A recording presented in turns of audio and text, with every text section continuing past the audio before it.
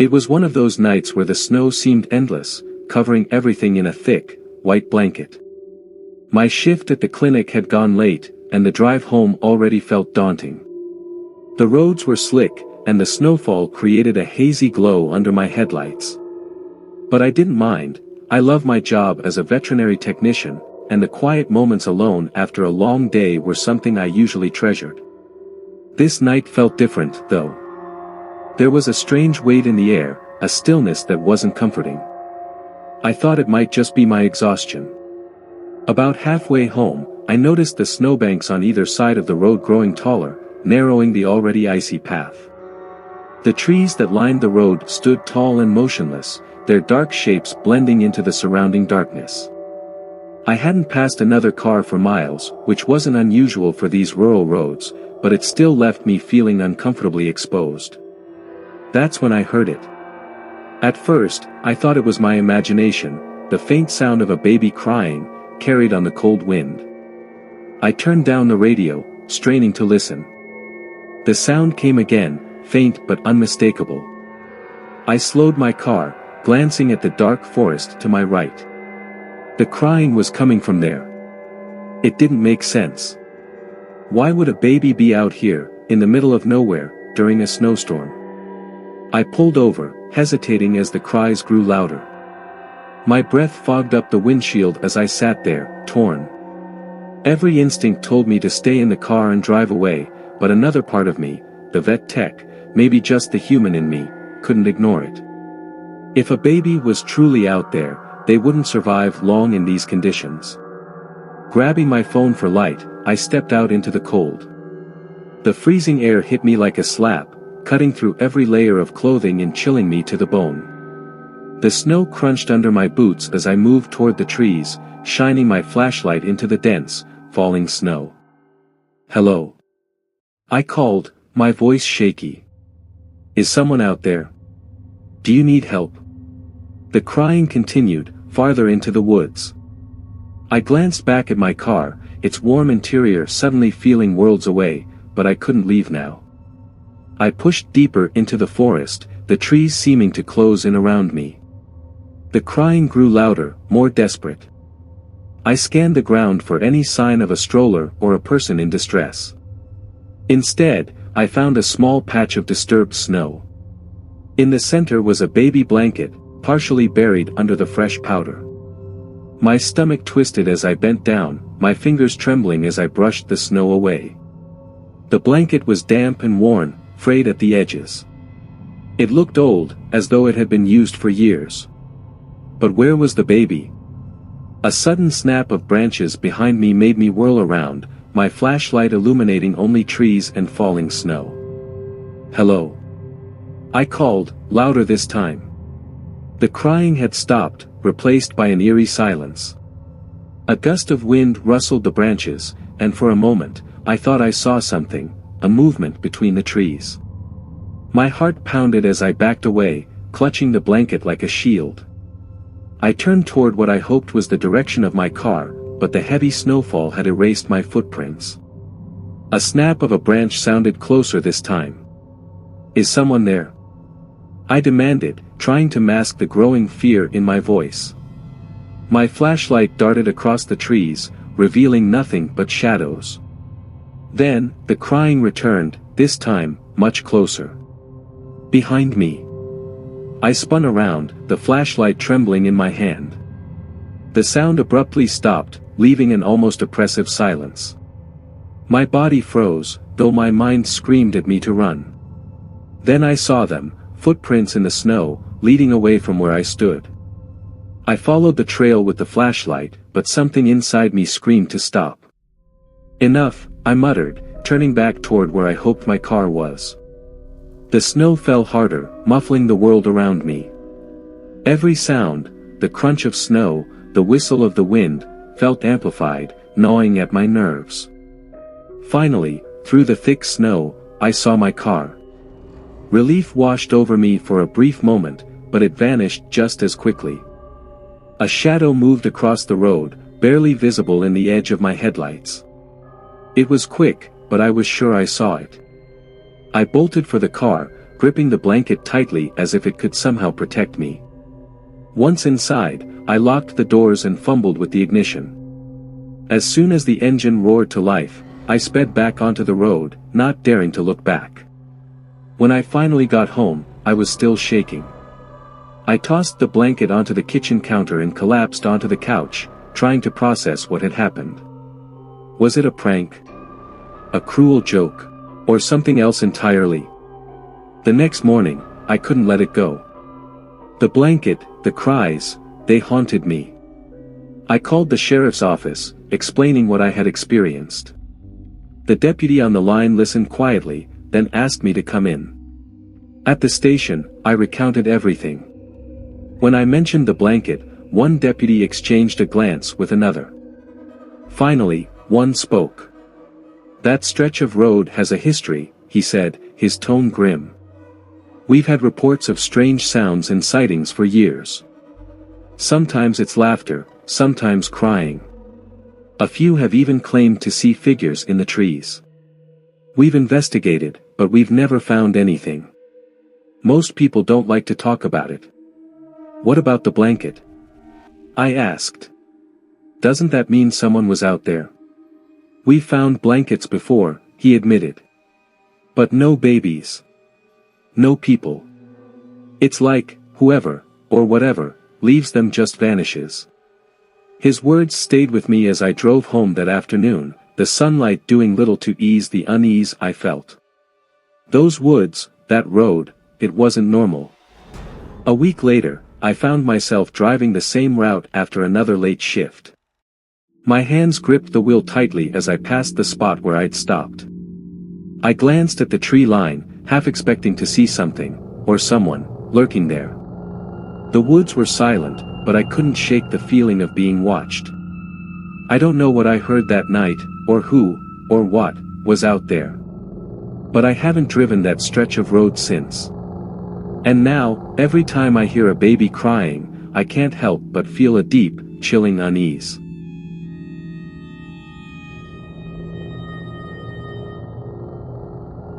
Driving delivery routes in Alaska wasn't for the faint-hearted, especially in the winter, and even more so if you were a woman like me.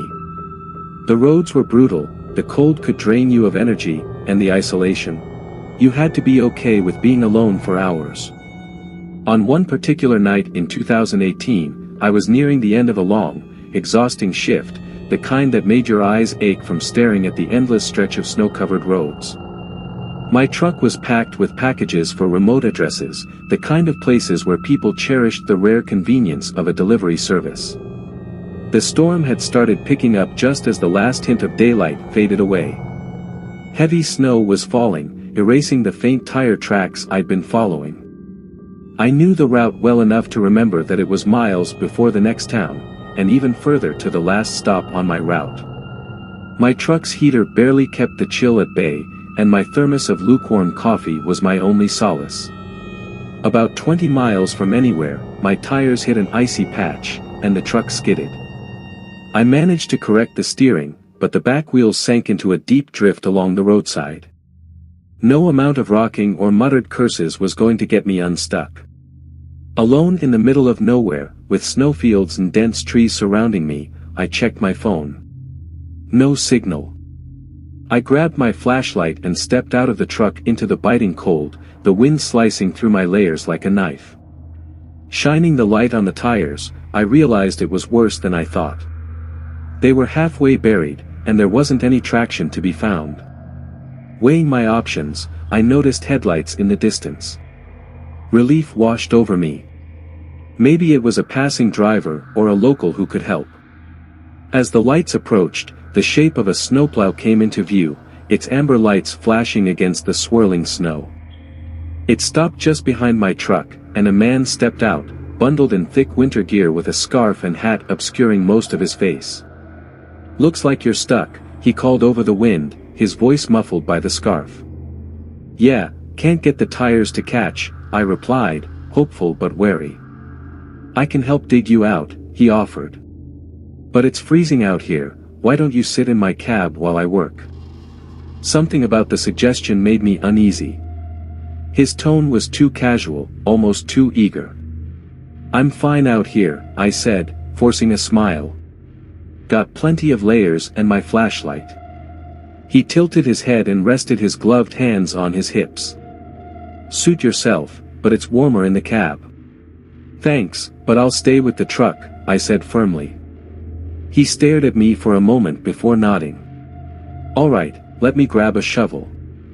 As he trudged back to his plow, an uneasy feeling settled in my stomach. His movements seemed slow, deliberate, like he was stalling. I glanced at my truck, considering locking myself inside, but before I could act, he returned with the shovel. "Let's see what we can do," he said. I kept my flashlight trained on the tires as he began digging. His eyes flicked toward me more often than felt normal. The hairs on the back of my neck stood on end, and I instinctively took a step back, increasing the space between us. "You know," he said, pausing his shoveling, "this road doesn't see much traffic at night. You're lucky I came along." "Yeah, lucky," I replied, my voice tight. He dug for another minute before stopping and straightening up. "You're gonna need more than a shovel to get out of this. Why don't you hop in my cab? We can call for a tow from town." "I'd rather stay here," I said, keeping my tone as steady as I could. His grip on the shovel tightened, and his posture shifted. "Suit yourself," he muttered. As I turned back toward my truck, I felt a sudden, strong grip on my arm. My breath caught as he yanked me backward. "You're being stubborn," he said, his voice low and threatening now. "Let me help you." "Let me go," I shouted, twisting with all my strength. Adrenaline surged through me as I planted my feet and wrenched free from his grasp. I stumbled back toward my truck, fumbling for the door handle, but he was right behind me. "You're making this harder than it needs to be," he growled. I spun around, grabbing the shovel he dropped, and swung it with everything I had. The blade cut through the air, missing him by inches, but it was enough to make him step back. He glared at me, his friendly facade gone, replaced by something dark and menacing. "Fine," he spat. "Good luck out here." He stomped back to his plow and climbed inside. For a moment, I thought he was leaving, but instead, he maneuvered the plow to block my truck. "What are you doing?" I shouted, panic rising in my chest. The rumble of the plow's engine and the glare of its lights overwhelmed my senses. I scrambled into my truck, locking the doors and gripping my phone. Still no signal. The man got out of the plow and walked toward my truck, his posture no longer friendly. He knocked on the window, his gloved hand leaving streaks on the glass. "Open up," he said, his voice muffled but firm. "You're not going anywhere without my help." I didn't respond. My hands shook as I grabbed the flashlight and shone it directly at his face.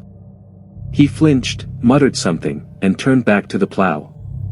But instead of leaving, he inched the plow closer, piling snow against my truck. He was trapping me. I couldn't stay in the truck. The engine was running, but I wasn't safe. Grabbing my flashlight and multi-tool, I opened the passenger door as quietly as I could and slipped out. The wind masked my movements as I crept toward the tree line. Once there, I broke into a run, the deep snow making every step a struggle.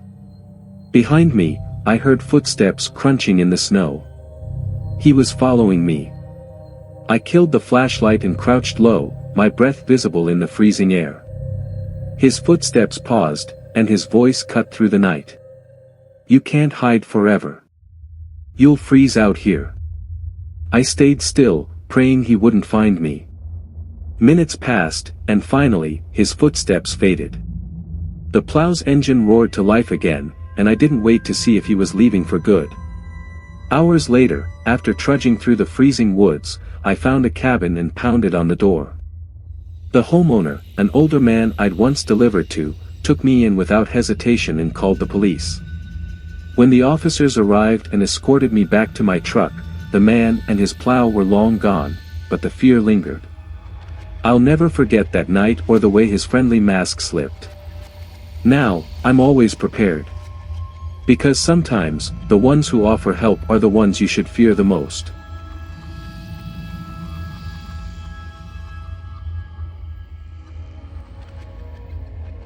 Photography has been a passion of mine ever since I got my first camera at 12 years old. It's a lifestyle that perfectly combines my love for adventure and solitude. So when I booked a secluded cabin near Bar Harbor, Maine, during a winter storm, I wasn't the least bit discouraged. In fact, the idea of capturing wildlife against a pristine, snow-laden backdrop was the kind of challenge I thrived on. The cabin was everything I'd imagined, small, rustic, and tucked deep in the woods. With no Wi-Fi, no cell service, and the nearest neighbor over a mile away, it was ideal. A stack of firewood sat neatly by the door, and a note from the caretaker reminded me to keep the generator running during the storm. The cabin had an undeniable charm: creaky wooden floors, a stone fireplace, and windows that opened up to an endless view of snow-covered trees. On the first day, I explored the area, taking preliminary shots as heavy snowflakes began to fall. The storm was already moving in, and the sky hung low, pressing on the quiet landscape. By nightfall, the wind had grown fierce, its howling weaving through the trees like a restless spirit. I settled into the cabin with a cup of coffee, reviewing the day's photos.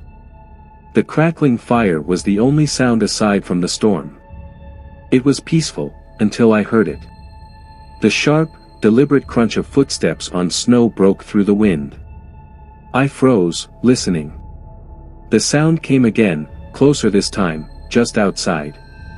My first thought was that it might be a deer or a fox, but the rhythm was wrong, too even, too human. Grabbing my flashlight, I approached the window and peered out. The snow swirled in the beam of light, but the ground outside was untouched. There were no tracks.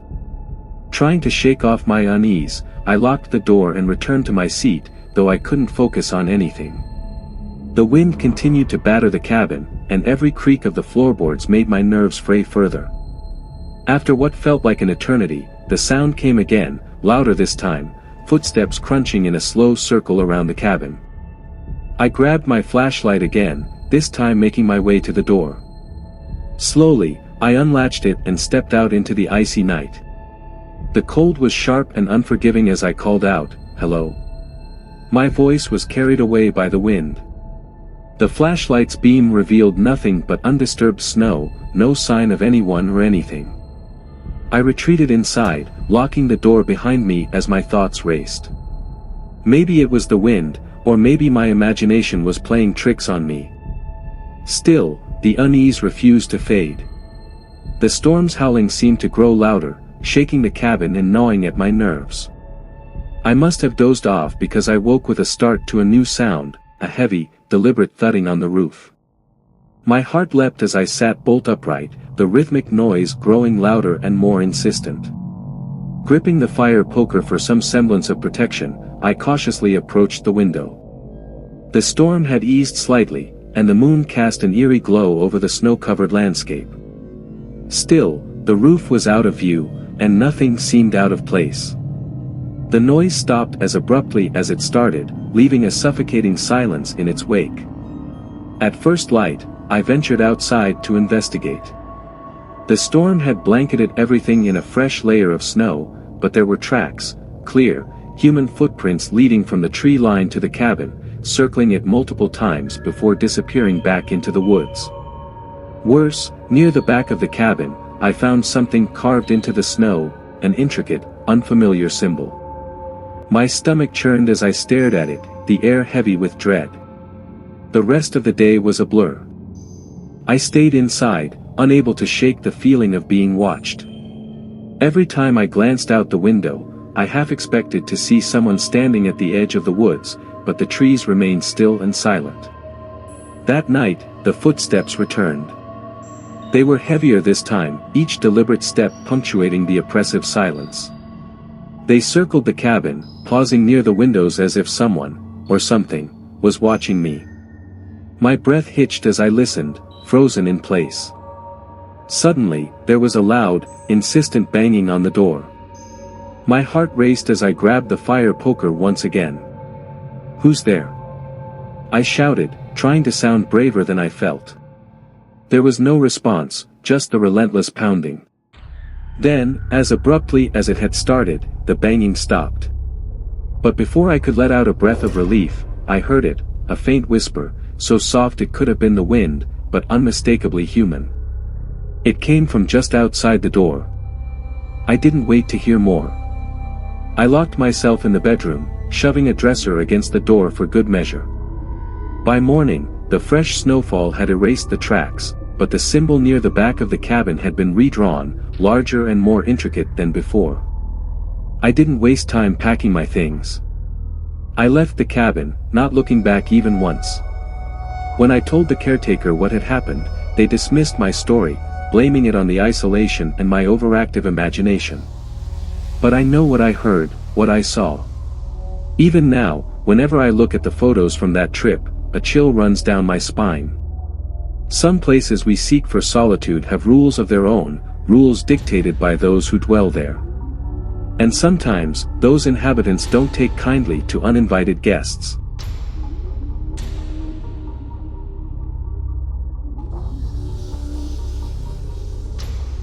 As a marketing professional, working solo is the norm, but changing my surroundings every now and then helps keep me grounded. That's why I rented a secluded cabin near Lake Placid for a week. My goal was to escape the city, focus on a new project, and perhaps enjoy the peaceful beauty of winter. The cabin was ideal, small, cozy, and nestled deep in the woods, with nothing but snow and trees in every direction. It was exactly what I needed. The first 2 days were uneventful. The storm had already begun rolling in when I arrived, and by the second night, snow was falling steadily. I didn't mind being snowed in, I had stocked up on groceries, the generator was running smoothly, and I had a stack of books to read whenever I needed a break from work. The crackling fireplace and the quiet of the woods were everything I had been craving. By the third evening, the storm had grown fierce. The wind howled outside, rattling the windows and piling snow high against the walls of the cabin. I was working on my laptop at the kitchen table when I heard frantic knocking at the door. A knot twisted in my stomach as I stood up. The once comforting silence of the cabin now felt unsettling. "Who's there?" I called. "Please, my car broke down," a man shouted, his voice muffled by the wind. "I need help." I hesitated, glancing at the heavy flashlight on the counter. The storm was brutal, and if his car really had broken down, he wouldn't last long out there. Still, something about the situation felt off. I wasn't expecting anyone, and the cabin was so remote. I cracked the door open, and the icy wind rushed in as I peered out. The man was hunched against the cold, wearing a thick parka, clutching his arms for warmth. His face was partially obscured by a scarf, but his eyes were wide with desperation. "Please," he said again, his voice trembling. "I just need to warm up." Though it didn't feel quite right, I stepped back and let him in. Snow blew in with him, dusting the wooden floor before I could shut the door. "Thank you," he gasped, pulling off his scarf and hat. His face was gaunt, his skin pale from the cold. He seemed harmless enough, but my unease didn't dissipate. "Where's your car?" I asked, trying to keep my voice neutral. "Just down the road," he said, rubbing his hands together. "It slid into a ditch, and I couldn't get it out." I nodded, but his answer didn't explain why he had been so far off the main road. Still, I offered him a blanket and a cup of coffee. He settled near the fireplace, thawing out as I watched him carefully from the kitchen. Over the next hour, we made awkward small talk. His name was Travis, and he claimed to be on his way to visit family in a nearby town. But something about his story didn't sit right with me. He avoided eye contact, his answers were vague, and whenever I asked about his car, he changed the subject. The storm continued to rage outside, and I couldn't exactly send him back into the cold, but the longer he stayed, the more uneasy I became. I told myself I was just overthinking it, the storm and isolation playing tricks on my mind. But that night, I locked the bedroom door when I went to bed. The sound of the wind masked every other noise inside the old cabin, and I couldn't sleep. Every creak of the floorboards, the wind whistling through the cracks, even the faint rustle of Travis shifting in the living room made me jump. At one point, I thought I heard him moving around, but I convinced myself it was just my imagination. Morning came, and the storm had eased, leaving a fresh layer of snow on everything. I found Travis in the kitchen, sipping coffee like he belonged there. He didn't seem in any hurry to leave, which only deepened my suspicion. "You said your car is just down the road," I said, trying to keep my voice steady. He nodded, his eyes darting to the window. "Yeah, but with all this snow, I'm not sure I'll be able to get it out today." I grabbed my coat and boots. "I'll help you take a look." His face paled, and for a moment, it looked like he might argue. Then he forced a smile. "Sure. Thanks." We trudged through the snow together, the cold biting at my face. I wasn't sure what I was expecting to find, but when we reached the road, my stomach dropped. There were no tire tracks, no sign of a car, just an unbroken expanse of snow stretching in both directions. "Are you sure this is the right spot?" I asked. Travis froze, his eyes scanning the empty road. "Maybe it's farther down," he muttered. But I wasn't buying it. My heart pounded as I turned back toward the cabin, my mind racing with questions. Who was this guy? Why was he really here? Back at the cabin, I grabbed my phone and pretended to check for a signal. "I'll call for a tow truck," I said, hoping to gauge his reaction. He stiffened, his smile faltering. "That's not necessary," he said quickly. "I'll figure it out once the snow melts." That was the moment I knew I couldn't trust him. I kept my distance for the rest of the day, my nerves fraying with every passing hour. Travis alternated between trying to make small talk and staring out the window. That night, I locked myself in the bedroom again. Sleep was impossible. Around midnight, I heard the faint creak of floorboards followed by the soft click of a door opening. My pulse quickened as I strained to listen. Then came the sound of footsteps moving through the cabin. I held my breath, the footsteps stopping just outside the bedroom door. For a moment, all I could hear was the wind howling outside and the fire crackling faintly. Then came a low, guttural whisper from just beyond the door. I couldn't make out the words, but the tone chilled me to my core. I backed away, my legs trembling. "Leave!" I shouted. "I've called the cops, they're on their way." Silence. Minutes stretched into hours, and the sounds never returned. The fire died out, plunging the cabin into darkness. I sat there, frozen in the cold, waiting for dawn. When the first rays of sunlight finally broke, I cautiously opened the door. The living room was empty. The air was heavy with an eerie stillness. The blanket Travis had used was gone, as was the mug he'd held. Steeling myself, I stepped outside. The storm had passed, leaving a pristine white landscape. There were no car tracks, just a single set of footprints leading away from the front door. I went back inside and lit the fire again, but I couldn't focus on anything for the rest of the day. I just sat on the couch, staring into the flames. I'm not sure what happened to Travis. I don't even know if that was his real name. But I do know one thing for sure, even if his intentions were sinister, I did what I thought was right.